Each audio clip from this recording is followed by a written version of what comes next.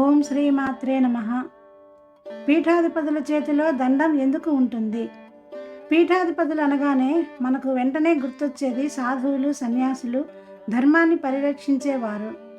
వారి చేతిలో ఉండే దండం అనేది కేవలం ఒక కర్ర కాదు, అది ఒక ఆధ్యాత్మిక గుర్తు, ఒక శుభ సంకేతం. దండం సాధారణంగా 3 భాగాలతో ఉంటుంది. దీనిని త్రిదండం అంటారు.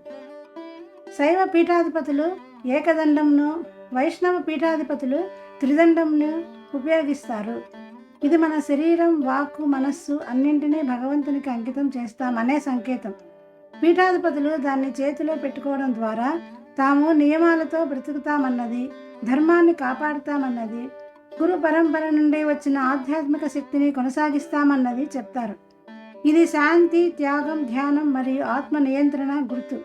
అందుకే స్వామీజీ చేతిలో దండం ఉండడం అంటే అది ఒక పెద్ద బాధ్యతను, ఓ పవిత్రమైన ఆచారాన్ని, ధర్మ మార్గాన్ని ప్రతిబింబించే సూచిక. ఈ వీడియో మీకు నచ్చితే లైక్ చేయండి మరియు ఇతరులతో పంచుకోండి. ఇలాంటి ఆధ్యాత్మిక విషయాల కోసం యజ్ఞోపవీతం ఛానల్కు సబ్స్క్రైబ్ చేయండి. ధన్యవాదాలు.